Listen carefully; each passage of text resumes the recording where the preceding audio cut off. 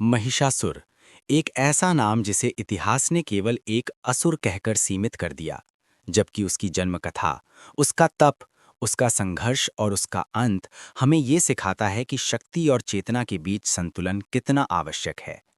पुराणों के अनुसार महिषासुर का जन्म असुर वंश में हुआ, जो कश्यप ऋषि और दिति की संतानें थे। वही वंश जहां से देव और असुर दोनों उत्पन्न हुए, लेकिन मार्ग अलग हो गए।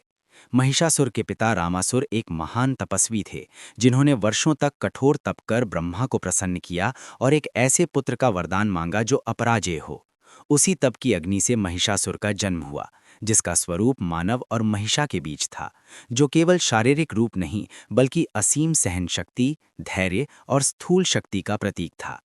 भैंसा भारतीय परंपरा में अडिग बल का प्रतीक माना जाता है और यही गुण महिषासुर के चरित्र में दिखाई देता है।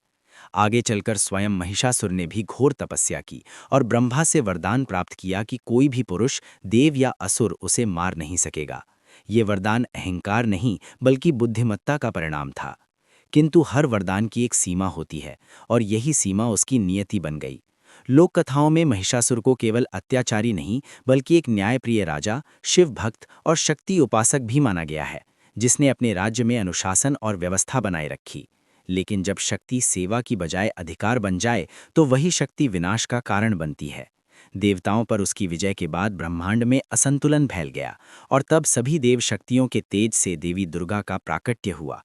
ये युद्ध केवल देवी और असुर के बीच नहीं बल्कि अहंकार और विवेक, अज्ञान और चेतना के बीच था।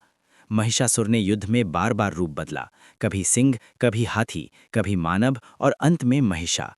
लेकिन देवी ने हर रूप में उसे स्वीकार किया, क्योंकि शक्ति का सामना केवल शक्ति से नहीं बल्कि पूर्ण चेतना से होता है। अंततः जब देवी ने उसका वध किया, तो वो केवल मृत्यु नहीं थी बल्कि मुक्ति थी। कई कथाएं कहती हैं कि देवी ने उसकी भक्ति और तप के कारण उसे मोक्ष प्रदान किया, क्योंकि जो शिव का उपासक हो उसका अंत अंधकार में नहीं हो सकता। और इस प्रकार महिषासुर की कथा हमें ये सिखाती है कि शक्ति महान है, लेकिन विवेक के बिना वही शक्ति स्वयं के पतन का कारण बन जाती है। इसलिए नवरात्रि में महिषासुर मर्दिनी का अर्थ केवल विजय नहीं बल्कि संतुलन, चेतना और धर्म की पुनर्स्थापना है।